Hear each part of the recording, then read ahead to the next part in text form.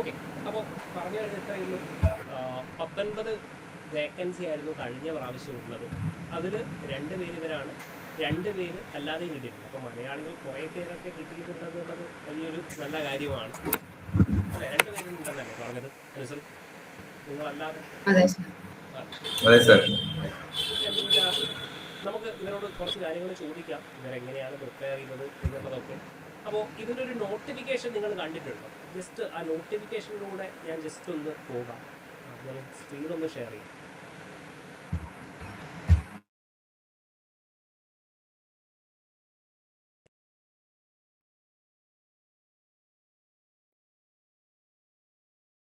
Screen കാണാൻ പറ്റുന്നുണ്ടോ?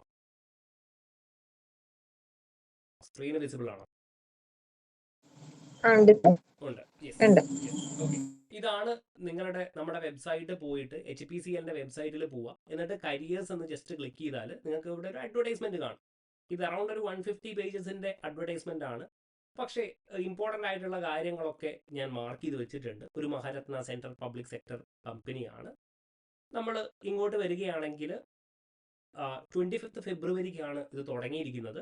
Last date 25 March വരെയാണ്. അപ്പോൾ നിങ്ങൾക്ക് ഇനിയും അറൗണ്ട് ഒരു 2 വീക്സിന് മുകളിലോളം സമയമുണ്ട്. ഓക്കെ, അപ്ലൈ ചെയ്താൽ മതി. ഇനി ഇവിടെ കാണാൻ പറ്റും, ഇതാണ് നമ്മുടെ post. Junior executive quality control 30,000 to 1,20,000 ആണ് നമ്മുടെ ഇത് വരുന്നത്. ഈ പ്രാവശ്യം 12 വേക്കൻസീസ് ആണുള്ളത്. ഓക്കെ, ആൻഡ് ഒരു കാര്യം എന്നുള്ളത് 3 ഇയർ ഫുൾ ടൈം ഗ്രാജുവേഷൻ. കെമിസ്ട്രിയിൽ BSc കെമിസ്ട്രി ആണ് ക്വാളിഫിക്കേഷൻ. ഓക്കെ, MSc ആവശ്യമില്ല, BSc കെമിസ്ട്രി ആയിരിക്കണം. ഓക്കെ, ആൻഡ് എക്സ്പീരിയൻസ് നിങ്ങൾക്ക് ഇവിടെ കാണാൻ പറ്റും. മിനിമം എക്സ്പീരിയൻസ് എന്ന് പറഞ്ഞിട്ട് ഇവിടെ എക്സ്പീരിയൻസ് ഒന്നും തന്നെ നമുക്ക് ആവശ്യമില്ല. ഓക്കെ, അതാണ് ഇപ്പോൾ പല എക്സാമിനും എക്സ്പീരിയൻസ് ചോദിക്കുന്ന ഒരു പ്രശ്നമുണ്ട്. ഇവിടെ ഈ ഒരു എക്സാമിന് എക്സ്പീരിയൻസ് ഇല്ല എന്നുള്ളത് വലിയൊരു കാര്യമാണ് അല്ലേ? പ്രത്യേകിച്ച് നിങ്ങൾക്ക് ആർക്കും വലിയ ആളുകൾക്കൊന്നും എക്സ്പീരിയൻസ് ഉണ്ടാവത്തില്ല. ആൻഡ് താഴോട്ട് പോവുകയാണെങ്കിൽ വേറെ 1-2 പോസ്റ്റും കൂടെ ഉണ്ട്. പക്ഷെ അതിന് എന്ത് വേണം? എക്സ്പീരിയൻസ് ആവശ്യമാണ്. ഓക്കെ, അപ്പോൾ ആർക്കെങ്കിലും എന്തിനെങ്കിലും എക്സ്പീരിയൻസ് ഉണ്ടെങ്കിൽ ഇതും കൂടെ നിങ്ങൾക്ക് എന്ത് ചെയ്യാൻ പറ്റും? അപ്ലൈ ചെയ്യാൻ പറ്റും. MSc കെമിസ്ട്രി ആണ് അതിൻ്റെ ഒരു കാര്യം. എന്തായാലും ഫോർ ദ ടൈം ബി ഞാൻ നിങ്ങൾക്ക് എക്സ്പീരിയൻസ് ഇല്ല എന്ന് അസ്യൂം ചെയ്തിട്ട് നമുക്ക് HPCL ഈ ഒരു ക്വാളിറ്റി കൺട്രോളിൻ്റെ കാര്യം നമുക്ക് പറയാം. ഓക്കെ, അപ്പോൾ താഴോട്ട് പോയി കഴിഞ്ഞാൽ നിങ്ങൾക്ക് അപ്ലൈ ചെയ്യാൻ പറ്റും. നിങ്ങൾ വെബ്സൈറ്റിൽ പോയിട്ട് അപ്ലൈ ചെയ്യുക. ഇതിൻ്റെ ജസ്റ്റ് ഒരു ഡീറ്റെയിൽസ് ഞാനൊന്ന് പറയാം. ഓക്കെ, ഒരുപാടൊന്നും ഇവിടെ ഇല്ല. ഇതൊക്കെ വേറെ പോസ്റ്റിൻ്റെ കാര്യങ്ങളാണ്. ഓക്കെ,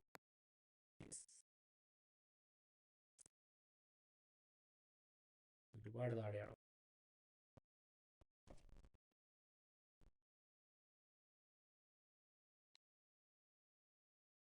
ഓക്കെ, ഇനി നമ്മൾ സെലക്ട് ചെയ്ത് കഴിഞ്ഞാൽ നമുക്ക് എന്തായിരിക്കും? പ്രൊബേഷൻ എന്ന് പറയുന്നത് 1 year from the date of joining ആയിരിക്കും. അതൊരു കാര്യം. ഓക്കെ, പിന്നെ ഉള്ളത് എന്താണ്? റിസർവേഷൻസ് ഉണ്ട്, അതൊക്കെ പോട്ടെ, അതൊന്നും നമുക്ക് വിഷയമുള്ള കാര്യമല്ല. പിന്നെ വരികയാണെങ്കിൽ വലിയൊരു PDF ആണ്, ഒരു 100-150 പേജ് ഉണ്ട്. അതാണ് എൻ്റെ ഒരു പ്രശ്നം. ഇനി ഏജിന്റെ കാര്യം പറയുകയാണെങ്കിൽ ഇവിടെ ഉണ്ടായിരുന്നു.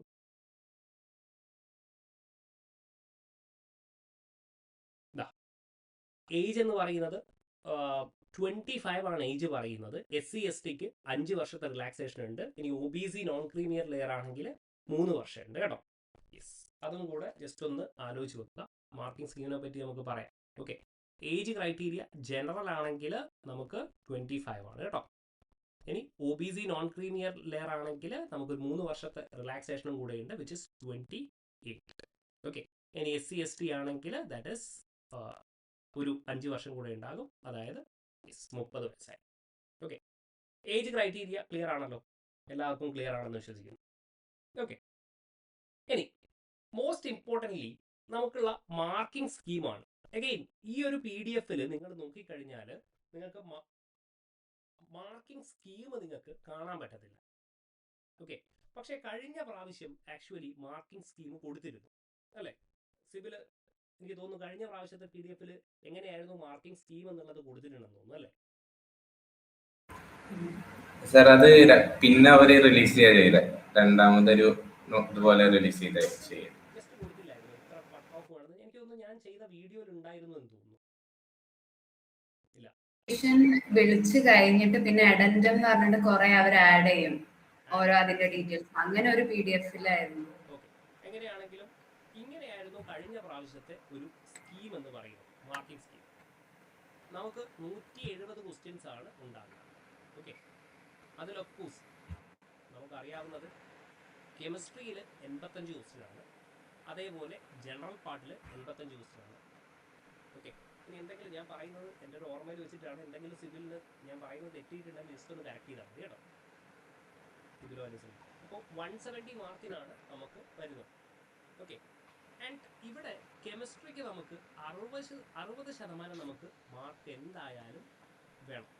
ഓക്കെ, കമ്പൽസറി ആയിട്ട് 60% നമുക്ക് മാർക്ക് കിട്ടിയിരിക്കും. അങ്ങനെ കിട്ടിയിട്ടില്ലെങ്കിൽ സ്വാഭാവികമായിട്ട് നിങ്ങൾ കോമ്പറ്റീഷനിൽ ഔട്ടാവും. ഓക്കെ, പിന്നെയുള്ളത് ജനറൽ പാർട്ടാണ്. ജനറൽ പാർട്ടിന് എത്ര ക്വസ്റ്റ്യൻ ആണ്? 85 ക്വസ്റ്റ്യൻസ് ആണ്.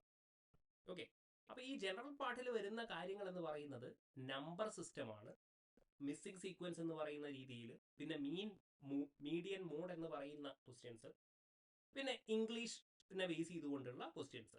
എനിക്ക് തോന്നുന്നു ഇത് 34 ആൻഡ് 17 ആണ് അല്ലേ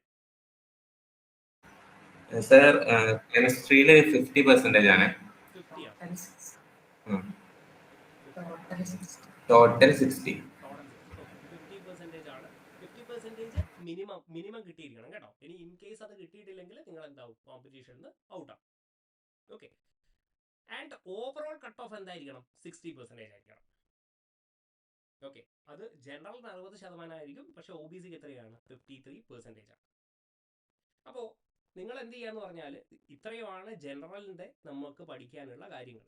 ഏതൊക്കെ? നമ്പർ സിസ്റ്റം പഠിക്കണം, മീഡിയൻ മോഡ്, ഓക്കെ, ഇംഗ്ലീഷിനെ ബേസ് ചെയ്തുകൊണ്ടുള്ള കാര്യങ്ങൾ. അപ്പോൾ നമ്പർ സിസ്റ്റത്തിൽ നിന്ന് 34 മാർക്ക് ഉണ്ടാകും, മീഡിയൻ മോഡ് എന്ന് പറഞ്ഞിട്ട് 34 ക്വസ്റ്റ്യൻസ് ഉണ്ടാകും, പിന്നെ ഇംഗ്ലീഷിൽ 17 ക്വസ്റ്റ്യൻസ്. ഓക്കെ, അപ്പോൾ നിങ്ങൾ മനസ്സിലാക്കുക, കെമിസ്ട്രിയിൽ എത്രയാണ്? 85 ക്വസ്റ്റ്യൻ ആണ്. നമുക്ക് എന്ത് ചെയ്യണം? 50% മാർക്ക് നമുക്ക് കിട്ടണം. ഓക്കെ, ഇനി ഇവിടെയുള്ളത് ഒരു കാര്യം നിങ്ങൾ മനസ്സിലാക്കുക, ജനറൽ പാർട്ടിന് കട്ട് ഓഫ് ഇല്ല അല്ലേ? ശരിയാണോ പറയുന്നത്? സിവിൽ ഞാൻ പറയുന്നത് കറക്റ്റല്ലേ? ജനറൽ പാർട്ടിന് കട്ട് ഓഫ് ഇല്ലല്ലോ? ഇല്ല സർ, ഇല്ല, ജനറൽ പാർട്ടിന് കട്ട് ഓഫ് ഇല്ല. ഇവിടെ നിങ്ങൾക്ക് ഓവറോൾ കട്ട് ഓഫ് ആണ് ഉള്ളത്. അതായത് ഇതിന്റെ രണ്ടിന്റെയും മാർക്ക് കൂടിയിട്ട് നിങ്ങൾക്ക് 60% മാർക്ക് വേണം. കാര്യം മനസ്സിലായി? അതായത് 170 മാർക്കിൽ നിങ്ങൾക്ക് 60% മാർക്ക് എന്ന് പറഞ്ഞാൽ, ഞാൻ ജനറൽ തന്നെ പറയുകയാണ്, OBC ഞാൻ പറയുന്നില്ല, നിങ്ങൾക്ക് 102 മാർക്ക് നിങ്ങൾക്ക് കിട്ടിയാൽ മതി കേട്ടോ. ആൻഡ് മോസ്റ്റ് ഇമ്പോർട്ടൻ്റ്ലി നിങ്ങൾ മനസ്സിലാക്കുക, ഈ ജനറൽ പാർട്ടിൽ നിങ്ങൾക്ക് എന്തില്ല? കട്ട് ഓഫ് ഇല്ല. അപ്പം നിങ്ങൾ എന്ത് ചെയ്യുക? മാക്സിമം നിങ്ങൾ എന്ത് ചെയ്യാന്ന് പറഞ്ഞാൽ, കെമിസ്ട്രിയിൽ നിങ്ങൾ മാക്സിമം എന്ത് ചെയ്യുക? 85 സ്കോർ ചെയ്യുകയാണെങ്കിൽ നിങ്ങൾക്ക് എന്ത് ചെയ്യാൻ പറ്റും? നല്ലൊരു ചാൻസ് ഉണ്ട്. അറൗണ്ട് 85 അല്ലെങ്കിൽ ഒരു 80 to 85 നിങ്ങൾ സ്കോർ ചെയ്യും. ആൻഡ് കഴിഞ്ഞ വർഷത്തെ എക്സാം എഴുതിയപ്പോൾ ഇവരുടെ ഒരു റിവ്യൂ എന്ന് പറയുന്നത് NCERT ബേസ്ഡ് ആയിട്ടുള്ള ക്വസ്റ്റ്യൻസ് ആണ് ചോദിച്ചിരിക്കുന്നത്. അതായത് +2-ലുള്ള ക്വസ്റ്റ്യൻസ് ആണ് ഇത് മുഴുവനും ചോദിച്ചിരിക്കുന്നത്. +1 +2 ബേസ്ഡ് ആണ് കേട്ടോ. +1 +2 ബേസ്ഡ്. അതിനപ്പുറത്തേക്ക് നിങ്ങൾ ഒരുപാട് എന്ത് ചെയ്യണം? റിസർച്ച് ചെയ്ത് പോകേണ്ട ആവശ്യമില്ല. നമുക്ക് MSc അല്ലെങ്കിൽ PSCയുടെ ട്യൂബിങ്ങളോ ഒരുപാട് ആവശ്യമില്ല. നിങ്ങൾ എന്ത് ചെയ്യുക? +1 +2 ബേസ്ഡ് ആയിട്ട് അഫ്കോഴ്സ് ചെറിയ രീതിയിൽ PSC ലെവലിൽ നിങ്ങൾ എന്ത് ചെയ്യുക? പ്രിപ്പയർ. അങ്ങനെ നിങ്ങളൊരു 80-85, ലെറ്റ്സ് സേ നമ്മളൊരു 85 മാർക്ക് കെമിസ്ട്രിയിൽ നിന്ന് തന്നെ സ്കോർ ചെയ്തു. പിന്നെ നമുക്ക് എത്രയാണ് വേണ്ടത്? 92 ഒരു 17 മാർക്ക് മതി. പക്ഷേ നമ്മൾ ഇത്ര മാത്രമല്ല, ഇവിടെയുള്ള 85-ൽ നമുക്ക് എങ്ങനെ പോയാലും നിങ്ങൾ അത്യാവശ്യം ഒരു 5 പോവുകയാണെങ്കിൽ തന്നെ നിങ്ങൾക്ക് എന്ത് കിട്ടും? ഈ ഒരു ജനറൽ പാർട്ടിൽ നിന്ന് നിങ്ങൾക്ക് എന്ത് ചെയ്യാൻ പറ്റും? വളരെ സിമ്പിളായിട്ട് എനിക്ക് തോന്നുന്നു ഒരു 30-40 മാർക്കൊക്കെ നിങ്ങൾക്ക് എന്ത് ചെയ്യാൻ പറ്റും? 85 ക്വസ്റ്റ്യനിൽ നിന്ന് നിങ്ങൾക്ക് കിട്ടും. എനിക്ക് തോന്നുന്നില്ല അത്രത്തോളം വലിയ ഡിഫിക്കൽട്ട് ആണ്. ഒരു 85 ക്വസ്റ്റ്യൻ, ഒരു 40 ക്വസ്റ്റ്യൻ ഒക്കെ നിങ്ങൾക്ക് എന്തായാലും അറ്റംപ്റ്റ് ചെയ്യാൻ പറ്റും. പക്ഷെ നിങ്ങൾ ലാക്ക് ചെയ്യാൻ പോകുന്നത് കെമിസ്ട്രിയിലാണ്. ഓക്കെ, അപ്പോൾ നിങ്ങൾ എന്ത് ചെയ്യുക? മാക്സിമം കെമിസ്ട്രി സ്ട്രെങ്തൻ ചെയ്യുക. ആൻഡ് സിവിലിനോട് ഞാൻ പറഞ്ഞിരുന്നു, ഇങ്ങനെയുള്ള ജനറൽ ആപ്റ്റിറ്റ്യൂഡിൻ്റെ ക്വസ്റ്റ്യൻ പേപ്പേഴ്സ് ഇതുള്ള ക്വസ്റ്റ്യൻ പേപ്പേഴ്സ് അല്ലെ, ജൂനിയർ ഓപ്പറേറ്ററിന്റെ ക്വസ്റ്റ്യൻ പേപ്പർ അത് കിട്ടിയിരുന്നു സിബിൽ, നമ്മൾ സംസാരിച്ചിരുന്നു. സാർ ഞാൻ നോക്കിയിട്ടില്ല. അയക്കാം. നമ്മളൊന്ന് നോക്കിയിട്ട് എടുത്തു തരാം കേട്ടോ. അതായത് ഈ HPCL-ന്റെ വേറെ കുറെ എക്സാംസ് ഉണ്ട്, ജൂനിയർ ഓപ്പറേറ്റർ എന്നൊക്കെ പറഞ്ഞുകൊണ്ട്. ഓക്കെ, അതിലൊക്കെ എന്ത് ചെയ്യുന്നുണ്ട്, ഇവർ ചോദിക്കുന്ന ഈ ജനറൽ പാർട്ടിന്റെ ക്വസ്റ്റ്യൻ പേപ്പർ കിട്ടും. ഓക്കെ, ഈ ജനറൽ പാർട്ടിന്റെ മാക്സിമം ക്വസ്റ്റ്യൻസ് നിങ്ങൾ എന്ത് ചെയ്യുക, വർക്ക്ഔട്ട് ചെയ്യുക. ഇതിന്റെ മാക്സിമം ക്വസ്റ്റ്യൻസ് നമ്മൾ എന്ത് ചെയ്യുക, വർക്ക്ഔട്ട് ചെയ്യുക എന്നുള്ളതാണ്. ഓക്കെ, ഇതിൽ കുറച്ചും കൂടെ നിങ്ങൾ എന്ത് ചെയ്യുക, സ്മാർട്ട് സ്റ്റഡി അപ്ലൈ ചെയ്യുക. ഓക്കെ, rather than നമ്മൾ എന്ത് ചെയ്യുക, ഒരുപാട് ക്വസ്റ്റ്യൻസ്. എനിക്ക് തോന്നുന്നു ഏറ്റവും നല്ലത് ഇവരുടെ സൈറ്റിൽ തന്നെ ഉണ്ടാകും, ഈ എക്സാമിന്റെ അല്ല, മറിച്ച് വേറെ കുറെ എക്സാംസ് ഉണ്ടല്ലോ. അതായത് നമ്മുടെ ഇതല്ലാതെ let's say junior executive assistant. Okay, ഇതിന്റെയൊക്കെ എന്തുണ്ടാകും, ക്വസ്റ്റ്യൻ പേപ്പേഴ്സ് നമുക്ക് അവൈലബിൾ ആയിരിക്കും. അത് ഞാൻ എന്ത് ചെയ്ത് തരാം, ഗ്രൂപ്പിൽ ഷെയർ ചെയ്ത് തരാം. ഓക്കെ, ഗ്രൂപ്പിൽ അല്ലെങ്കിൽ നമ്മുടെ ആപ്പിൽ ഞാനൊന്ന് ഷെയർ ചെയ്ത് തരാം. ഈ കെമിക്കൽ എഞ്ചിനീയറിംഗ് ഇവിടെയും എന്തുണ്ടാവും, ജനറൽ ആപ്റ്റിറ്റ്യൂഡിന്റെ ക്വസ്റ്റ്യൻസ് ഉണ്ടാകും. അപ്പോൾ ആ ഒരു രീതിയിൽ നിങ്ങൾ എന്ത് ചെയ്യുക, ഒരു 85 ക്വസ്റ്റ്യൻ വെച്ചിട്ട് എന്ത് ചെയ്യുക, ഒരുപാട് ക്വസ്റ്റ്യൻസ്, ലെറ്റ്സ് സേ 4-5 എക്സാമിന്റെ ക്വസ്റ്റ്യൻസ് നിങ്ങളൊന്ന് നോക്കുക. അപ്പോൾ തന്നെ നിങ്ങൾക്ക് ഒരു ഐഡിയ കിട്ടും എന്താണ് ഈ ചോദിച്ചിരിക്കുന്നത് ജനറൽ ആപ്റ്റിറ്റ്യൂഡിലെന്ന്. ഓക്കെ, ആൻഡ് ബാക്കിയുള്ളത് എന്ത് ചെയ്യുക, നിങ്ങൾ വളരെ ഫോക്കസ്ഡ് ആയിട്ട് കെമിസ്ട്രി എന്ത് ചെയ്യുക, പഠിക്കുക. ഓക്കെ, ഇതാണ് എനിക്കൊന്ന് ഓവറോൾ പറയാനുള്ളത്. ആൻഡ് മോസ്റ്റ് ഇമ്പോർട്ടൻ്റ്ലി നമ്മുടെ PSCയുടെ ഒരു പ്രശ്നം എന്ന് പറഞ്ഞാൽ പഠിക്കുന്നതോ എക്സാം എഴുതുന്നതോ ഒന്നുമല്ല, വളരെ ലെങ്തി ആണ് ടൈം എന്നുള്ളത് അല്ലേ. നമ്മളൊരു എക്സാം എഴുതി പിന്നീട് റിസൾട്ടിന്, ഷോർട്ട് ലിസ്റ്റിന്, പിന്നെ ഇന്റർവ്യൂ എന്നൊക്കെ പറഞ്ഞ് ഒരുപാട് സമയമെടുക്കുന്ന ഒരു ലെങ്തി പ്രോസസ്സാണ്. അങ്ങനെ ഒരു പ്രശ്നം ഇവിടെ ഇല്ല. ഒരു 2 മാസം കൊണ്ട് തന്നെ, ഇപ്പൊ മെയിൽ എക്സാം ആണ്, 7 മാർച്ചായി, ഏപ്രിൽ മെയ് 2 മാസമാണ് നമുക്ക് എക്സാമിനേക്കുള്ളത്. പിന്നെ 1 മാസം 1.5 മാസം കൊണ്ട് നിങ്ങൾക്ക് അപ്പോയിൻമെന്റ് ഓർഡറും കയ്യിൽ കിട്ടും. അതായത് ഒരു 3-4 മാസം കൊണ്ട് നിങ്ങളുടെ ലൈഫ് സെറ്റിൽ ചെയ്യാൻ പറ്റുന്ന ഒരു ഭയങ്കര ബ്യൂട്ടിഫുൾ ആയിട്ടുള്ള ഒരു ഓപ്പർച്യൂണിറ്റിയാണ്. പക്ഷെ കുട്ടികൾക്ക് എല്ലാപ്പോഴും ഉള്ള ഒരു പ്രശ്നമാണ്, സെൻട്രൽ ഗവൺമെന്റിന്റെ എക്സാം അല്ലേ, വേക്കൻസി കുറവല്ലേ, നമുക്ക് എഴുതിയാൽ കിട്ടുമോ എന്നുള്ളത്. വളരെ സിമ്പിൾ ആയിട്ട് കിട്ടും. ഇപ്പോൾ നമ്മൾ പഠിപ്പിച്ചു കൊടുത്ത് തന്നെ ഒരുപാട് ക്വസ്റ്റ്യൻസ്, ഒരുപാടല്ല, മെജോറിറ്റി ഓഫ് ദ ക്വസ്റ്റ്യൻസ് നമ്മൾ പഠിപ്പിച്ച് തന്നെയാണ് കെമിസ്ട്രിയിൽ വന്നിരിക്കുന്നത്. അപ്പോൾ കെമിസ്ട്രി നന്നായിട്ട് ഫോക്കസ് ചെയ്യുക. ജനറൽ പേപ്പർ നിങ്ങൾ എന്ത് ചെയ്യുക, ഫോക്കസ്ഡ് ആയിട്ട് സ്മാർട്ട് ആയിട്ട് എന്ത് ചെയ്യുക, ഈ ഇവർ HPCL ചെയ്തത് തന്നെ എന്ത് ചെയ്യുക, കുറേ ക്വസ്റ്റ്യൻസ് എന്ത് ചെയ്യുക, ഒന്ന് വർക്ക്ഔട്ട് ചെയ്യുക. ഇത്രയും ചെയ്തു കഴിഞ്ഞാൽ ഞാൻ പറയും, നിങ്ങളൊരു സോർട്ട് ഓഫ് അപ്ലൈ ചെയ്യാതിരിക്കരുത്. ഓഫ് കോഴ്സ് ഇതിനൊരു 1200 രൂപയോളം ഉണ്ട്, 1180 രൂപയാണ് നമ്മുടെ ഫീ എന്ന് പറയുന്നത്.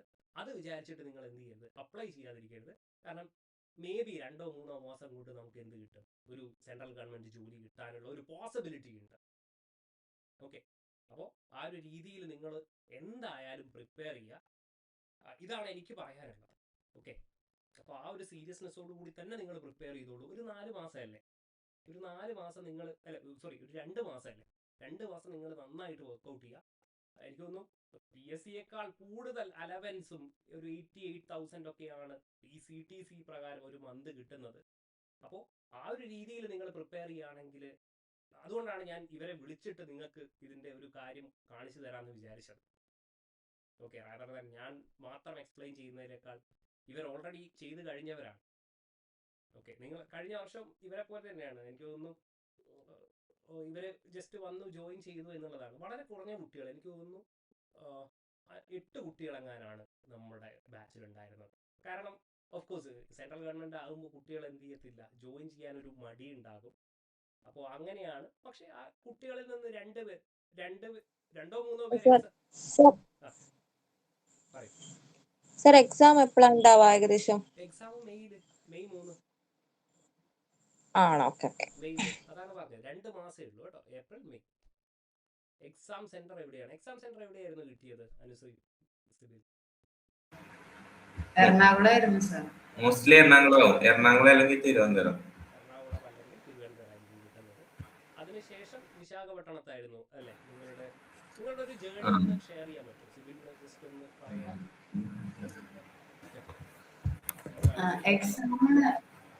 ഇപ്രാവശ്യം സെന്റർ കൊടുക്കാൻ ഓപ്ഷൻ ഉണ്ട്. നമുക്ക് സെന്റർ ചൂസ് ചെയ്യാം. ആ ഉണ്ട്. കണ്ണൂരൊക്കെ സെന്റർ ഉണ്ടോ? കണ്ണൂർ സെന്റർ നമുക്ക് നമുക്ക് ഉണ്ടായില്ല. അങ്ങനെ ഇല്ല. നിങ്ങൾക്കില്ല. കാലിക്കറ്റ് ഉണ്ട്, മലപ്പുറം, പിന്നെ കൊച്ചി, കണ്ണൂര് ട്രിവാൻഡ്രം, കാലിക്കറ്റിലുണ്ട്. പാലക്കാടൊക്കെ ഉണ്ട്. അപ്പൊ പിന്നെ ഒരു കുഴപ്പമില്ല. കണ്ണൂരും കാലിക്കറ്റും ഒക്കെ ഉണ്ട്. എന്നാ പിന്നെ എല്ലാരും പോയി എഴുതിക്കും. നമുക്ക് ഉണ്ടായില്ല. നിങ്ങൾ ഇവരൊക്കെ ഉണ്ടായില്ല. അങ്ങനെ കുറെ പിള്ളേർ എഴുതാതിരുന്നിട്ടുണ്ട്. എറണാകുളം അതെ. സെന്റർ എന്ന് പറഞ്ഞിട്ടില്ലേ? ഇയാളുടെ ഒരു ഫ്രണ്ട് തന്നെ എഴുതിയിട്ടില്ലെന്ന് തോന്നുന്നു അല്ലേ? ഇല്ല, എനിക്ക് തോന്നുന്നു ഒരു ഫ്രണ്ട് ഉണ്ടായിരുന്നു, സിബിലിന്റെ തന്നെ ഒരു ഫ്രണ്ട് ഉണ്ടായിരുന്നു, ദിജിൽ എന്ന് പറഞ്ഞിട്ടുണ്ട്. നമ്മുടെ ഒരു ഫ്രണ്ട് ഉണ്ടായിരുന്നു. ആ സാർ, എന്റെ ഫ്രണ്ട് ഇന്റർവ്യൂ അറ്റൻഡ് ചെയ്തായിരുന്നു. ഇന്റർവ്യൂ വരെ എത്തിയിരുന്നു, പക്ഷേ ഇന്റർവ്യൂ ക്വാളിഫൈ ചെയ്യാൻ പറ്റിയിട്ടുണ്ടായിരുന്നു. ഓക്കെ, അപ്പോൾ ജസ്റ്റ് അനുശ്രീ എങ്ങനെയായിരുന്നു ഒരു പ്രിപ്പറേഷൻ, എന്താണ് ഒരു സജഷൻ എന്നുള്ളതൊന്ന് പറയാൻ പറ്റുമോ? സർ, ഞങ്ങൾക്ക് ഈ സെന്റർ ഓപ്ഷൻ ഒന്നും ഇല്ലായിരുന്നു. അതേപോലെ തന്നെ എക്സാം രാവിലെ ആയിരുന്നതുകൊണ്ട് തന്നെ അവിടെ എത്തിച്ചേരുന്ന ഭയങ്കര ടാസ്ക് ആയിരുന്നു. കാരണം ട്രെയിൻ അല്ലാതെ വേറെ, ട്രെയിൻ തന്നെ മിക്കവാറും ഫുൾ ആയിരിക്കും. പിന്നെ ബസ്സിന് പോകാന്നുള്ളത് 5 to 6 hours. രാവിലെ അവിടെ നേരത്തെ 8 മണിക്ക് എത്തേണ്ടായിട്ട്, അത് ഇങ്ങനെ ലൈക്ക് കുറച്ച് റൂറൽ ആയിട്ടുള്ള സ്ഥലത്ത്, അങ്ങനെ ഷോപ്പും അങ്ങനെയുള്ള ഒരു സ്ഥലത്തല്ലായിരുന്നു. അപ്പൊ അങ്ങനെയൊക്കെ ബുദ്ധിമുട്ടുണ്ട്. ഇപ്പൊ ഇപ്രാവശ്യം സെന്റർ വെച്ചുകൊണ്ട് എല്ലാവർക്കും എഴുതാൻ പറ്റുമെന്ന് തോന്നുന്നു. കുറച്ചും കൂടി കംഫർട്ടബിൾ ആയിട്ട് സ്വന്തം വീട്ടിൽ നിന്ന് പോയി എഴുതുന്ന രീതിയിൽ കുറച്ചും കൂടി നല്ലതായിരിക്കും തോന്നുന്നു. അതുകൊണ്ട് പിന്നെ പ്രിപ്പറേഷൻ പറയുകയാണെങ്കിൽ, ഞാൻ സാറിന്റെ HPCL ബാച്ചിലല്ലായിരുന്നു ഉണ്ടായിരുന്നത്. ഞാൻ സാറിന്റെ കോമൺ ആയിട്ടല്ല PSC ബാച്ചിലും ഉണ്ടായിരുന്നു. ഞാൻ PSC ഫിംഗർ പ്രിന്റിലും ഉണ്ടായിരുന്നു, പിന്നെ മറ്റേതിലൊക്കെ ജോയിൻ ചെയ്തായിരുന്നു. അപ്പം അതിനു വേണ്ടി പ്രിപ്പയർ ചെയ്യുകയാണെങ്കിൽ കെമിസ്ട്രി ഞാൻ ആ ഒരു പ്രിപ്പറേഷൻ അത് വെച്ചിട്ട് തന്നെയായിരുന്നു. കാരണം BSc ക്വാളിഫിക്കേഷനുള്ള നമ്മുടെ PSC ക്വസ്റ്റ്യൻസ് അങ്ങനത്തെ രീതിയിലുള്ള പ്രിപ്പറേഷൻ തന്നെയായിരുന്നു. പിന്നെ ജനറൽ ആപ്റ്റിറ്റ്യൂഡ് ഞാൻ കാര്യമായിട്ട് നോക്കിയിട്ടില്ല, എനിക്ക് അത്ര സമയം ഉണ്ടായിരുന്നില്ല. അപ്പൊ ഞാൻ ചെയ്തിരുന്നത് എന്താ വെച്ച് കഴിഞ്ഞാല് ക്വസ്റ്റ്യൻസ് ഉണ്ടാവും, ക്വസ്റ്റ്യൻസ് സൊല്യൂഷൻ. ഇന്ത്യാബിക്സ് എന്ന് പറഞ്ഞിട്ട് ഒരു സൈറ്റ് ഉണ്ട്, നിങ്ങൾക്ക് ചെക്ക് ചെയ്താൽ മനസ്സിലാവും. ഗൂഗിളിൽ ടൈപ്പ് ചെയ്താൽ ഇന്ത്യാബിക്സ് എന്ന് പറഞ്ഞിട്ടൊരു സൈറ്റ് ഉണ്ട്. അതിൻ്റെ അകത്ത് നിങ്ങൾക്ക് ആപ്റ്റിറ്റ്യൂഡിന്റെ ക്വസ്റ്റ്യൻസ് ഉണ്ടാവും. അതിൽ ടോപ്പിക് വൈസ് ആയിട്ട് ഇമ്പോർട്ടൻ്റ് ആയിട്ടുള്ള ഇക്വേഷൻസ് ആയിട്ട് കാണിക്കും. പിന്നെ അതിൽ തന്നെ ഓരോ ടോപ്പിക്കിലും ഒരു 10-15 ക്വസ്റ്റ്യൻസ് ഉണ്ടാവും. ക്വസ്റ്റ്യൻസിന്റെ സൊല്യൂഷൻ അതിൽ തന്നെ തന്നിട്ടുണ്ടാവും. ഇൻ കേസ് നിങ്ങൾക്ക് ആ സൊല്യൂഷൻ മനസ്സിലാവുന്നില്ലെങ്കിൽ അതിൽ തന്നെ കുറെ സ്റ്റുഡൻസ് കമന്റ് ചെയ്തിട്ട് സൊല്യൂഷൻ എക്സ്പ്ലെയിൻ ചെയ്യുന്നുണ്ട്. അല്ലാതെ വീഡിയോസ് ആയിട്ടും ചില ക്വസ്റ്റ്യൻസിന് ഉണ്ടാവും. അപ്പം അതൊക്കെ പ്രാക്ടീസ് ചെയ്തു ലാസ്റ്റ് കുറച്ച് ടൈമിൽ. കാരണം എന്താ വെച്ച് കഴിഞ്ഞാൽ ഇങ്ങനെ ഒരു സാധനം വന്നപ്പോൾ എന്തായാലും ജനറൽ ആപ്റ്റിറ്റ്യൂഡ് ഇല്ലെങ്കിൽ ക്രാക്ക് ചെയ്യാൻ ബുദ്ധിമുട്ടായിരിക്കും. കാരണം ഇത് രണ്ടും ടൈം മാനേജ് ചെയ്ത് കഴിഞ്ഞാൽ മാത്രമേ നമുക്ക് ആ ഒരു ഉദ്ദേശിക്കുന്ന സ്കോറിലെത്താൻ പറ്റുള്ളൂ. ഇപ്പൊ നമുക്ക് കെമിസ്ട്രി ഫുൾ അറിയുമെന്ന് വിചാരിച്ചിട്ട് 85 എണ്ണം നമ്മൾ അറ്റൻഡ് ചെയ്തിട്ട് ജനറലില് അത്ര മാർക്കില്ലെങ്കിൽ നമ്മുടെ ആ ഒരു കട്ട് ഓഫിലേക്ക് എത്താൻ പറ്റത്തില്ല. അപ്പൊ ചിലര് ജനറലി കോൺഫിഡന്റ് ഉള്ളവര് അത് മാത്രം ഫോക്കസ് ചെയ്ത് കഴിയുമ്പോൾ അവർക്ക് കെമിസ്ട്രി പോകും. എന്റെ ഒരു ഫ്രണ്ടിന് അങ്ങനെയായിരുന്നു. ജനറലിൽ നല്ല മാർക്ക് ഉണ്ടായിരുന്നു, പക്ഷെ കെമിസ്ട്രി കറക്റ്റ് 50 എത്തില്ല. ലാസ്റ്റിലേക്ക് അതിൽ ടൈം കൊടുത്തില്ല. അപ്പൊ രണ്ടും ബാലൻസ് ചെയ്തിട്ട് ചെയ്യണം എന്നാണ് ഞാൻ പറയുന്നത്. എത്ര മണിക്കൂറായിരുന്നു എക്സാം വരുന്നത്? 3 hours അല്ലേ? 3 hours ആണ് എക്സാം. നെഗറ്റീവ് ഉണ്ടോ? ഉണ്ട്, നെഗറ്റീവ് ഉണ്ട്. എത്രയാണ്? 1/4. 0.25.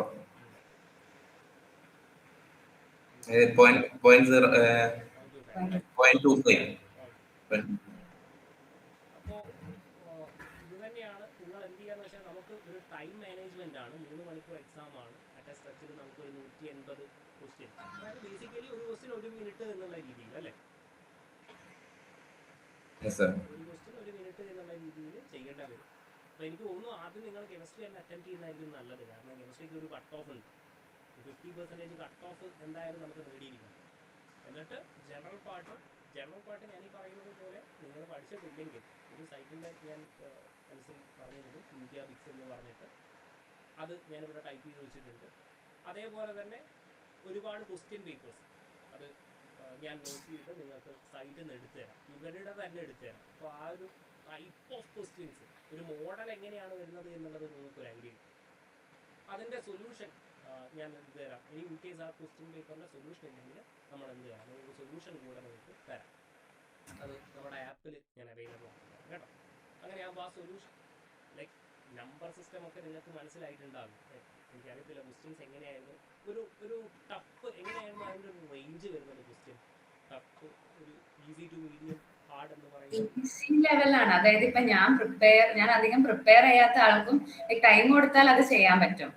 അങ്ങനത്തെ ക്വസ്റ്റ്യൻസാ. അപ്പം മുന്നേ പ്രാക്ടീസ് ചെയ്തവരാണെങ്കിൽ കുറച്ചും കൂടി സ്പീഡിൽ ചെയ്യാൻ പറ്റും.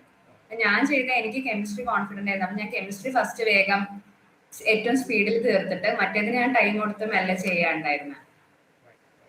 അതാ ഞാൻ പറയുന്നത്, നിങ്ങൾ ഈ ജനറൽ പാർട്ട് എന്ന് പറഞ്ഞിട്ട് വല്ലാതെ ടെൻഷൻ അടിക്കേണ്ട ആവശ്യമില്ല. വളരെ ഈസി ആയിട്ടുള്ള ക്വസ്റ്റ്യൻസ് ആണ്. പക്ഷെ അതിനെന്ത് വേണം? ബേസിക്കലി അത് ഒരുപാട് ഇങ്ങനെ പഠിക്കേണ്ടതല്ല. ബട്ട് റാദർ നിങ്ങൾ എന്ത് ചെയ്യുക, പ്രാക്ടീസ് ചെയ്യുക, എന്നിട്ട് ഇങ്ങനെ എഴുതുക. നിങ്ങൾ നവോദയൻ്റെ എക്സാം ഒക്കെ എഴുതിയിട്ടുണ്ടെങ്കിൽ അങ്ങനെ ഉണ്ടാകും. അല്ലെ, ഇങ്ങനെ ഒരു സർക്കിളിൽ ഇങ്ങനെ വന്നിട്ട് അടുത്തത് എന്താണ് എന്ന് ചോദിക്കുന്നത്, നമ്പർ സിസ്റ്റം 2, 4, 8, 16 അങ്ങനെയൊക്കെ ആ ഒരു രീതിയിലായിരിക്കും ക്വസ്റ്റ്യൻസ് വരിക എന്നെനിക്ക് കെമിസ്ട്രി പാർട്ടിൽ പ്രോബ്ലം ചോദിക്കും. പ്രോബ്ലംസ് കുറവാണ്. ജസ്റ്റ് ചോദിക്കും ഒരു ബിലോ 10. അത് പക്ഷെ ഇങ്ങനെ മൈൻഡ് കാൽക്കുലേഷൻ അങ്ങനത്തെ ഒക്കെ ഉണ്ടാവും. പിന്നെ കാൽക്കുലേറ്റർ അവൈലബിൾ ആണ്. ബട്ട് കാൽക്കുലേറ്റർ യൂസ് ചെയ്താൽ ടൈം പോകും മാത്സിലൊക്കെ. Interview group discussion. ഓക്കെ, പറയാം. അപ്പോ ഇതില് സാർ പറഞ്ഞ പോലെ എക്സാമിന് കെമിസ്ട്രിയിൽ 50%, അതേപോലെ ഓവറോള് 60% ആണ് കട്ട് ഓഫ് വരിക. അപ്പൊ അത് മീൻസ് ക്വാളിഫയിങ് ആണ്. ജസ്റ്റ് മീൻസ് നിങ്ങള് 50% സ്കോർ ചെയ്തു എന്ന് വിചാരിച്ച് കട്ട് ഓഫ് ക്ലിയർ ആവില്ല. അത് ഏറ്റവും മിനിമം കട്ട് ഓഫ് ആണ്. അപ്പൊ അത് കഴിഞ്ഞ് വാക്കൻസി അനുസരിച്ചും അതനുസരിച്ച് കട്ട് ഓഫ് കൂടും. അപ്പൊ നമ്മൾക്ക് കട്ട് ഓഫ് വന്നത് OBC 112, പിന്നെ ജനറല് 122 പോയിന്റ് സംതിങ് അങ്ങനെയായിരുന്നു കട്ട് ഓഫ് വന്നത്. അപ്പോ ഓക്കെ, അപ്പൊ ഇത് വെച്ചിട്ട് ഇന്റർവ്യൂ 1:1 ഒരു പോസ്റ്റിന് 1:7 എന്നുള്ള രീതിക്കാണ് ഇന്റർവ്യൂ ഗ്രൂപ്പ് ടാസ്ക് വിളിക്കുക. അത് ഞങ്ങളുടെ വേക്കൻസിയും കൂടി ബേസ്ഡ് ആയിട്ടായിരിക്കും. അപ്പൊ നിങ്ങളുടെ വേക്കൻസിക്ക് അനുസരിച്ചായിരിക്കും ആ റേഷ്യോ അവർ തീരുമാനിക്കുന്നുണ്ടാവാം. അതിനനുസരിച്ചിട്ട് മാർക്കും കട്ട് ഓഫും അവരെന്ത് ചെയ്യാൻ പറ്റും. ഇപ്പോ നമ്മളെ വേക്കൻസി 19 ആയിരുന്നെങ്കിലും നമ്മൾ 32 പേർക്ക് ജോയിൻ ലെറ്റർ കിട്ടിയിട്ടുണ്ട്. 19 പേര് വേക്കൻസി ഉണ്ടായിരുന്നെങ്കിൽ 32 പേർക്ക് കിട്ടിയിട്ടുണ്ട്.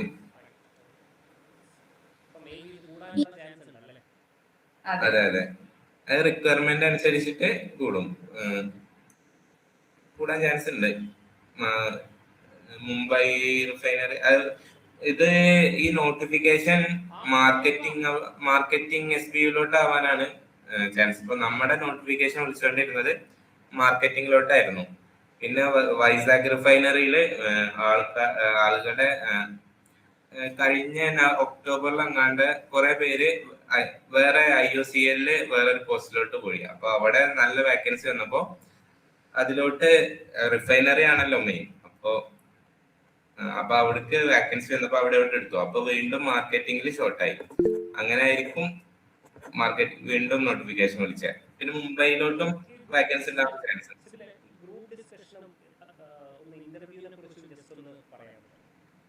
Okay sir.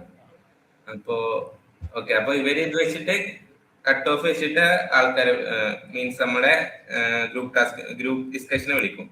അത് വിശാഖപട്ടണത്തായിരുന്നു.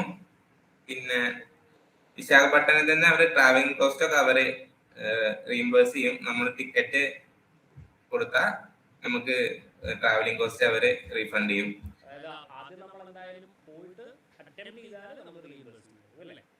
റീംബേഴ്സ്മെന്റ് കിട്ടും ട്രാവലിംഗ് കോസ്റ്റ്.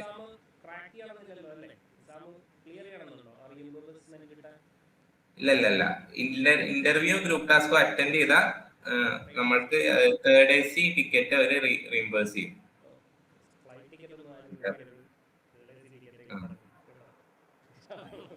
ഫ്ലൈറ്റ് എടുത്താലും കുഴപ്പമില്ല, പക്ഷെ 3rd ACന്റെ റീഫണ്ട് വരുള്ളൂ. ഓക്കെ, അപ്പോ ഗ്രൂപ്പ് ടാസ്ക് എന്ന് പറയുമ്പോ അവര് നമ്മുടെ ഇന്റർവ്യൂവിന് നമ്മുടെ സെന്ററിൽ 31 പേരുണ്ടായേ. അതില് ഏകദേശം ഒരു 50% കൂടുതൽ മലയാളീസ് ആയിരുന്നു. എനിക്ക് തോന്നുന്നു മലയാളികൾ ഒരുപാട് പേര് കിട്ടിയോണ്ടാണ് ഈ പ്രാവശ്യം സോൺ ആക്കുന്നത് ലൊക്കേഷൻ ബേസ്ഡാ. അല്ല അപ്പൊ സൗത്തിലുള്ളവർക്ക് കൂടുതലും അവിടെ വർക്ക് ചെയ്യുന്നവരും നമ്മൾ അഡ്രസ് ഒക്കെ കൊടുക്കുമ്പോ അത് കൊടുത്തവർക്ക് ഏകദേശം ഇവിടെ തന്നെ ആക്കി അങ്ങനെ. കണ്ണൂരും കോഴിക്കോടൊക്കെ കൊടുത്തിട്ടുണ്ട്, മലപ്പുറം കൊടുത്തിട്ടുണ്ടെന്നാണ് പറഞ്ഞിരിക്കുന്നത്. അപ്പോൾ എല്ലാ സ്ഥലത്തും കൊടുത്തിട്ടുണ്ട്. എനിക്കൊന്ന് മലയാളികൾ അങ്ങനെ ഉണ്ടല്ലോ, കുറച്ച് മലയാളികൾ പോയാൽ അവിടെ എല്ലാം പിന്നെ അങ്ങോട്ട് മലയാളികൾ തന്നെയായിരിക്കും. ഇപ്പൊ ഗ്രൂപ്പ് ടാസ്കില് 31 പേരുണ്ടായി. അതില് ഒരു ഗ്രൂപ്പില് 8 ആൾക്കാരാണ്. 8 ആളിൽ നിന്ന് നിലക്ക് ഒരു 4 ഗ്രൂപ്പാ തിരിച്ച്. എന്നിട്ട് ഓരോ ഗ്രൂപ്പിനും നമ്മൾക്കൊക്കെ ഓരോ നമ്പർ തരും. അതായത് 1, 2, 3, 4 അങ്ങനെ 8 വരെ നമ്പർ വരും. എന്നിട്ട് ഓരോരു പാനൽ ഉണ്ടാവും. പാനലിൽ ഒരു 8 മെമ്പേഴ്സ് 8 ആൾക്കാരുണ്ടാവും. എന്നിട്ട് ഒരു ടാസ്ക് തരും. ഇപ്പൊ ഞാൻ അനുശ്രീ ഒരു ഗ്രൂപ്പിലായിരുന്നു, ഗ്രൂപ്പ് ടാസ്കിൽ. എന്തായിരുന്നു നിങ്ങളുടെ ടാസ്ക്? നമ്മളെ ടാസ്ക് ഇവിടെ HP-ന്റെ തന്നെ ഒരു LPG ബോട്ട്ലിംഗ് യൂണിറ്റിലെ ഓപ്പറേഷൻസിന്റെ ഇടയ്ക്ക് എന്തോ ശബ്ദം വരാൻ തുടങ്ങി. അപ്പോ അവര് already maintenance next weekend plan ചെയ്തിട്ടുണ്ട്. പക്ഷെ അതിന്റെ മുമ്പ് തന്നെ എന്തോ കാരണങ്ങൾ കൊണ്ടൊക്കെ എന്തൊക്കെ ശബ്ദമൊക്കെ വരാൻ തുടങ്ങി. അപ്പൊ നമ്മളതെങ്ങനെ മീൻസ് ഇതിന്ന് വരുന്ന ഇതെങ്ങനെ മാനേജ് ചെയ്യും? ഈ നമ്മളിപ്പോ തന്നെ നിർത്തി വെക്കണോ, അതോ എങ്ങനെ ഈ സ്റ്റേക്ക് ഹോൾഡേഴ്സിനെ എങ്ങനെ ഡീൽ ചെയ്യും? അങ്ങനത്തെ ഒരു ഗ്രൂപ്പ് ടാസ്ക് ആയിരുന്നു ഞങ്ങളുടെ ഗ്രൂപ്പിൽ. അപ്പൊ ഇത് ഈ ഒരു ആൻസർ എങ്ങനെയാണ് നമ്മൾ കൊടുക്കുക? ഇത് ആക്ച്വലി ലോജിക്കലി നമ്മൾ കൊടുക്കേണ്ട ആൻസേഴ്സ് ആണ്. അതായത് നമുക്കിതൊരിക്കലും പ്രിപ്പയർ ചെയ്ത് പോകാൻ പറ്റത്തില്ലല്ലോ അല്ലേ? നമുക്ക് റിട്ടേൺ ആയിട്ട് ഇതിൽ തരും, വായിക്കാൻ കുറച്ച് സമയം തരും. റിട്ടേൺ ആയിട്ട് അതിന്റെ പോയിന്റ്സ്, അതിൽ അവർ ഉദ്ദേശിക്കുന്ന ക്വസ്റ്റ്യൻസ്, എവിടെയാ ഫോക്കസ് ചെയ്യേണ്ടതെന്ന് ഒരു 3 ക്വസ്റ്റ്യൻ തരും. ഇപ്പൊ ഞങ്ങളുടെ കേസിലാണെങ്കിൽ അതിൻ്റെ അകത്ത് അവർ ചോദിച്ച ഒന്നെങ്കിൽ നിങ്ങൾ ഈ ടീമിലുള്ള ഒരാളാണെങ്കിൽ അതിനെ ടെമ്പററി ആയിട്ട് നിർത്തിവെക്കാനാണോ ഉദ്ദേശിക്കുക ആ മെഷീൻ ഓപ്പറേറ്റ് ചെയ്യുന്നത്, അല്ലെങ്കിൽ പെർമനന്റ് ആയിട്ട് നിർത്തിവെക്കാനാണോ, അല്ലെങ്കിൽ വേറെ ലൈക്ക് ഈ 2 ഓപ്ഷന്റെ മെറിറ്റ് എന്താണ്, ഡിമെറിറ്റ് എന്താണ്, അങ്ങനെ ചോദിച്ചിട്ടായിരുന്നു. അവര് ആ തന്ന ഈ ഒരു ഇൻസിഡന്റിന്റെ അതേ തരുള്ളൂ. പിന്നെ ഇപ്പോ ഗ്രൂപ്പ് ടാസ്ക് നോക്കുകയാണെങ്കിൽ യൂട്യൂബിലൊക്കെ കുറെ ചാനൽസ് ഇവരിങ്ങനെ ഡെമോ പോലെ ചെയ്യുന്നുണ്ട്. അത് HP-ന്റെ തന്നെ പിന്നെ ഓൺലൈനായിട്ട് നമുക്ക് മെറ്റീരിയൽ അവൈലബിൾ ആ, കുറെ മെറ്റീരിയൽ ഈ ഗ്രൂപ്പ് ടാസ്കിന്റെ അവൈലബിൾ ആ. HP-ന്റെ തന്നെ പ്രീവിയസ് ആയിട്ട് ചോദിച്ച കുറെ ഗ്രൂപ്പ് ടാസ്ക് ഓൺലൈനായിട്ട് അവൈലബിൾ. കോപ്പറേറ്റ് ചെയ്തിട്ട് നമ്മൾക്ക് LPG അക്വയർ ചെയ്യാൻ പറ്റുമോ, അങ്ങനത്തെ ഒക്കെ അങ്ങനെ ആയിരുന്നു നമ്മുടെ ഡിസ്കഷൻ പോയിക്കൊണ്ടിരുന്നത്. ഇതിൽ ഒരാൾ ഇൻട്രൊഡക്ഷനും പറയണം, ലാസ്റ്റ് ഒരാൾ കൺക്ലൂഷനും പറയണം. അതിന്റെ ഇടയ്ക്ക് നമ്മൾ പോയിന്റ്സ് ആഡ് ചെയ്യാം. ഇൻട്രൊഡക്ഷൻ പറയുന്നത് മീൻസ് നല്ല രീതിക്ക് പറയുകയാണെങ്കിൽ നമ്മൾ നോട്ട് ചെയ്യും. പക്ഷെ നോട്ട് ചെയ്യും. പക്ഷെ ഇൻട്രൊഡക്ഷൻ നമ്മൾ അറിയാതെ മീൻസ് എന്തെങ്കിലും പറയാൻ പറ്റില്ല. നമ്മൾ കോൺഫിഡന്റ് ആണെങ്കിൽ മാത്രം ഇൻട്രൊഡക്ഷൻ പറഞ്ഞാൽ മതി. ഇൻട്രൊഡക്ഷൻ ചെയ്തവരെ നോട്ട് ചെയ്യും, അതേപോലെ ബാക്കിയുള്ളവരെ എന്തായാലും നോട്ട് ചെയ്യും. ബട്ട് ഇൻട്രൊഡക്ഷൻ നമ്മൾ അവര് ഫസ്റ്റ് ടൈം ഒരാൾ ഇനീഷ്യേറ്റീവ് ഇത് നല്ല രീതിക്ക് പറയുകയാണെങ്കിൽ തീർച്ചയായിട്ടും നോട്ട് ചെയ്യും.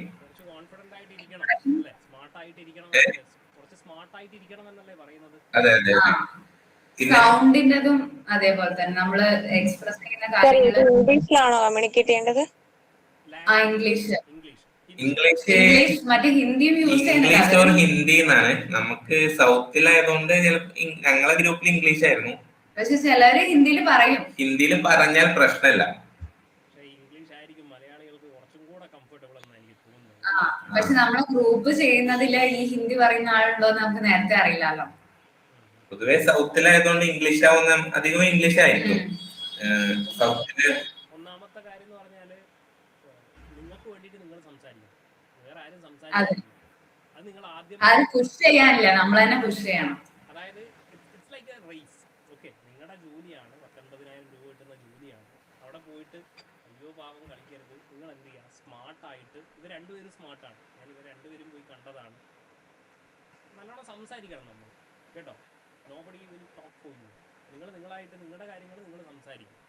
അത് കൈൻഡ് ഓഫ് അറഗൻ, ഇങ്ങനെ എന്താ പറയുക, ഒരു കോൺഫിഡൻ്റ് ആയിട്ട് സംസാരിക്കും.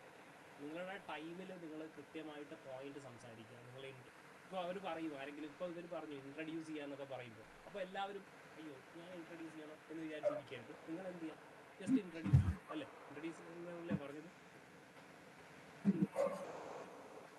എന്തെങ്കിലും അല്ലേ, എന്തെങ്കിലും എങ്ങനെയാണ് ചോദിക്കുന്നത്? ഞാനിപ്പോൾ കട്ടായി പോയി, അതുകൊണ്ടാണ് ചോദിച്ചത്. ഗ്രൂപ്പ് ടാസ്കിലാണോ ചോദ്യങ്ങൾ ചോദിക്കുന്നത്? ഗ്രൂപ്പ് ടാസ്കിൽ സിറ്റുവേഷൻ വന്നിട്ട് അതിൽ തരും, എന്നിട്ട് നമ്മൾ അതിന് സജഷൻസ് കൊടുക്കാം. സജഷൻസ് കൊടുക്കുക. അപ്പം അത് കഴിഞ്ഞ് കൺക്ലൂഷനിൽ എത്തൽ നിർബന്ധമാണ് പൊതുവെ. ഗ്രൂപ്പ് ടാസ്ക്, ഗ്രൂപ്പ് ഡിസ്കഷനിലാവുമ്പോ നമുക്ക് ബാക്കിയുള്ളവരെ വാദം തെറ്റാണ് അങ്ങനെയൊക്കെ പറഞ്ഞ് വാദിക്കാം. പക്ഷെ ഗ്രൂപ്പ് ടാസ്കിൽ അങ്ങനെ ചെയ്യാൻ പറ്റില്ല. നമ്മളെ ഗ്രൂപ്പ് അവസാനം ഒരു കൺക്ലൂഷനിൽ എത്തണം. അത് ഈ ഗ്രൂപ്പ് ടാസ്കിന്റെ ഉദ്ദേശം എന്ന് പറയുന്നത് നമ്മൾ ടീമിൽ എങ്ങനെ വർക്ക് ചെയ്യാൻ, ടീമിനെ ബാക്കിയുള്ളവരെ കോംപ്ലിമെന്റ് ചെയ്യോ, അങ്ങനത്തെ കാര്യങ്ങളൊക്കെ നോക്കണേ. പിന്നെ നമുക്ക് നമ്മുടെ ആയിട്ടുള്ള ഐഡിയാസ് ഉണ്ടോ, അങ്ങനത്തെ കാര്യങ്ങളൊക്കെയാണ് നോക്കുന്നത്. പിന്നെ 15 മിനിറ്റ്സ് ആണ് തോന്നുന്നുണ്ട്, 15 മിനിറ്റ്സ് ആണ് ടൈം തോന്നുന്നുണ്ട്. അത് 13 മിനിറ്റ് ഡിസ്കഷൻ, ഒരു 2 മിനിറ്റ് കൺക്ലൂഷൻ. പിന്നെ ഈ 15 മിനിറ്റ്സിൽ നമ്മളുടെ ബിഹേവിയർ, നമ്മുടെ ആറ്റിറ്റ്യൂഡ് എല്ലാം അവര് നോക്കൂല്ലേ? ഒരു പാനലിൽ ഒരു 8 പേരുണ്ടാവും. അതിൽ സൈക്കോളജിസ്റ്റ് ഉണ്ടാകും, പിന്നെ ടെക്നിക്കൽ ആയിട്ടുള്ള അറിവുള്ള ആൾക്കാരുണ്ടാകും, HR ആളുണ്ടാകും. അത് നമുക്ക് ഈ എല്ലാം കഴിഞ്ഞിട്ട് നമ്മള് ജോയിൻ ചെയ്യാൻ ഇവിടെ ഒരു ഓൺബോർഡിംഗ് പ്രോഗ്രാം ഉണ്ടായിരുന്നു. അപ്പൊ അവര് നമ്മളൊരു ഷീറ്റ് കാണിച്ചിട്ടുണ്ടായിരുന്നു. നമ്മുടെ ബോഡി ലാംഗ്വേജ് എങ്ങനെയാണ്, നമ്മുടെ ഇതിന് എത്ര മാർക്കാണ്, ഈ ഒരു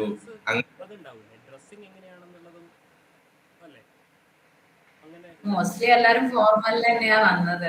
ഗേൾസ് ആണ് ചുരിദാർ അങ്ങനെ ലൈറ്റ് കളേഴ്സ് യൂസ് ചെയ്യാം, ഭയങ്കര ഇതായിട്ടുള്ള ഡ്രസ് യൂസ് ചെയ്യാതിരിക്കാം. പിന്നെ ബോയ്സ് ഞാന് ടൈ, അതേപോലെ ഷർട്ട്, മീൻസ് ഫോർമൽസ്, ടൈ അങ്ങനെ യൂസ് ചെയ്തിട്ടാ പോയത്.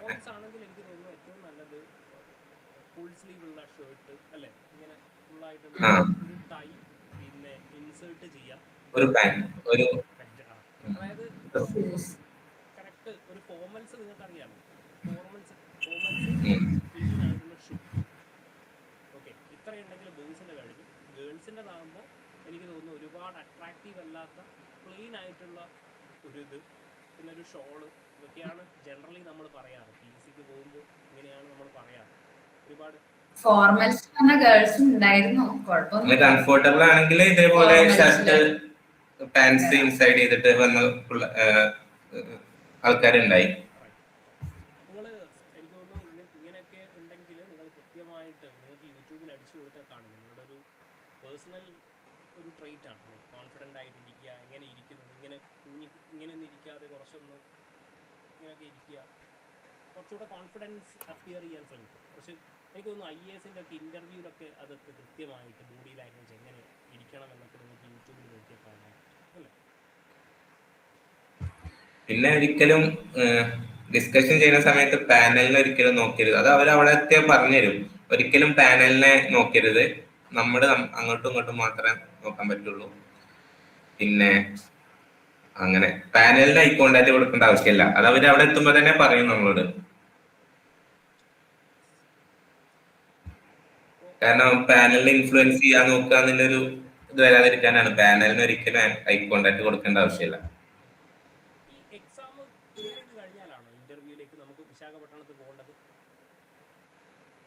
അതെ, എക്സാം കഴിഞ്ഞിട്ട് ഒരു 1 മന്ത് മാക്സിമം അതിന്റെ ഉള്ളില് ഇന്റർവ്യൂ കോൾ വരും.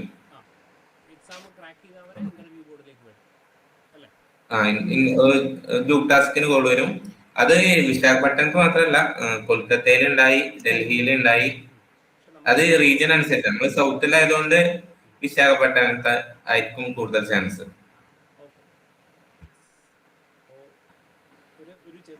പിന്നെ ഗ്രൂപ്പ് ടാസ്ക് 32-ലാണ് സ്കോർ തന്നെ. ഗ്രൂപ്പ് ടാസ്ക് 32-ല് 40% ആണ് മീൻസ് ക്വാളിഫൈ. എക്സാം കഴിഞ്ഞിട്ട് ഗ്രൂപ്പ് ടാസ്ക് ക്വാളിഫൈ ചെയ്താൽ മാത്രമേ ഇന്റർവ്യൂ ചെയ്യാൻ പറ്റുള്ളൂ. ഇല്ലെങ്കിൽ അത് എല്ലാ സ്റ്റെപ്പും എലിമിനേഷനാണ്. എക്സാമിൽ കുറച്ച് പേര് എലിമിനേറ്റ് ചെയ്യും, ഗ്രൂപ്പ് ടാസ്കിൽ അടുത്ത എലിമിനേഷൻ, അത് കഴിഞ്ഞിട്ട് ഡോക്യുമെന്റ് വെരിഫിക്കേഷൻ, അത് കഴിഞ്ഞിട്ട് ഇന്റർവ്യൂവിൽ കുറച്ച് എലിമിനേഷൻ, അത് കഴിഞ്ഞിട്ട് മെഡിക്കലിൽ എലിമിനേഷൻ. ഓക്കെ, ഇന്റർവ്യൂവിനെ കുറിച്ച് പറയാം. ഇന്റർവ്യൂ മെയിൻലി HR ക്വസ്റ്റ്യൻസ് ആയിരുന്നു. ഞങ്ങൾക്ക് മെയിൻലി HR ബേസ്ഡ് ക്വസ്റ്റ്യൻസ് ആയിരുന്നു. ഞങ്ങൾ ഫസ്റ്റ് തന്നെ ഉള്ളതിലായിരുന്നു.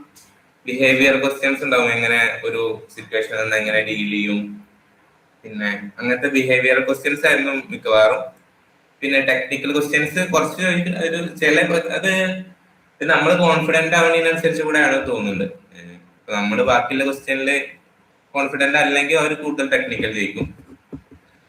നമ്മളെങ്ങനെ ടെക്നിക്കൽ അറിയാതെ ഇരുന്നാലും കുഴപ്പമില്ല, നമ്മളെങ്ങനെ ഡീൽ ചെയ്യുന്നു എന്നൊരു ഇതാണ്.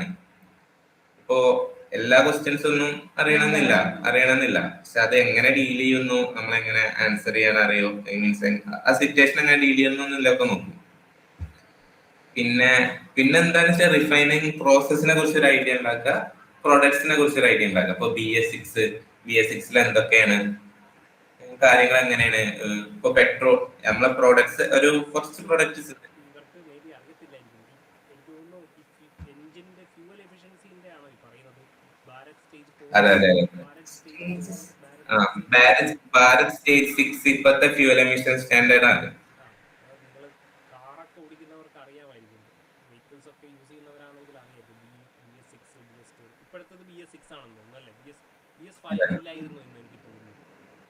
BS5 അല്ല, BS4 കഴിഞ്ഞിട്ട് BS6 ആണ്. ഞാൻ ആക്ച്വലി കാർ എടുത്ത് ഇപ്പൊ അങ്ങനെയായിരുന്നു. BS4 നിന്ന് BS6 വരുമ്പോൾ പൈസ കൂടിയുണ്ട്, അങ്ങനെ എന്തോ പറഞ്ഞ തോന്നുന്നു. അപ്പൊ അതിലിങ്ങനെ ഓരോ ഇതുണ്ടാവും. ഇപ്പൊ പെട്രോളില് means sulphur less than 10 PM വേണം, അങ്ങനെ ഓരോരോ സംഭവങ്ങളുണ്ട്. അപ്പൊ അത് അങ്ങനത്തെ ചെറിയ ചെറിയ കൂടുതൽ ടെക്നിക്കൽ ആയിട്ടുള്ള കാര്യങ്ങളൊന്നും ചോദിക്കില്ല, ഞങ്ങൾക്ക് ചോദിച്ചില്ല. LPG സിലിണ്ടറിന്റെ വെയിറ്റ് എത്രയാണ്, അത് എത്ര പ്രഷറിലാണ് ഫില്ല് ചെയ്യുന്നത്, അങ്ങനത്തെ കുറച്ച് ക്വസ്റ്റ്യൻസ്. ജനറലി പെട്രോളിയം റിലേറ്റഡ് ഒരു കോമൺ ആയിട്ടുള്ള ആൾക്ക് അറിയുന്നമായിരുന്നത് ചോദിക്കാം. പിന്നെ ബാക്കി അറിയുന്നില്ലെങ്കിൽ നമുക്ക് ജസ്റ്റ് പറഞ്ഞു വിടാം. പക്ഷെ നമ്മൾ ഇന്റർവ്യൂവിൽ ഇരിക്കുമ്പോൾ എപ്പോഴും പ്ലസന്റ് ആയിരിക്കാൻ നോക്കാം. ബാക്കി നമ്മൾ അവരോട് ടോണ് ഇമ്പോർട്ടന്റ് ആണ്. നമ്മൾ അവരോട് ഇങ്ങനെ നമ്മളൊരു കെയർ ചെയ്യാത്ത പോലെ പറയുന്നതോ അല്ലെങ്കിൽ ഹാർഷായിട്ട് പറയുന്നതോ അതൊന്നും അവർക്ക് അത്ര ഇഷ്ടപ്പെടുന്നില്ല. അപ്പം ടോണ് പ്ലസന്റ് ആയിരിക്കാം, അതിന് നല്ല രീതിയിൽ ഡീൽ ചെയ്യാം. പിന്നെ നമ്മുടെ നോട്ടിഫിക്കേഷനിലെ ഒരു നമ്മുടെ വർക്ക് മീൻസ് എന്താണ് ജോബ് പ്രൊഫൈൽ എന്താണെന്ന് കൊടുത്തിട്ടുണ്ടാവും. ഓരോ പോസ്റ്റിലെ ജോബ് പ്രൊഫൈലും നോട്ടിഫിക്കേഷനിൽ കൊടുത്തിട്ടുണ്ട്. അപ്പൊ അത് നോക്കിയിട്ട് അതിൽ വരുന്ന എന്തെങ്കിലും ടെക്നിക്കൽ ടേം ഉണ്ടെങ്കിൽ അതെന്താണെന്ന് നോക്കുക. അങ്ങനത്തെ നമ്മൾ ഈ നോട്ടിഫിക്കേഷനിലും ഉണ്ട്. ഈ ബേസിക് ഐഡിയ വെക്കുക നമ്മൾ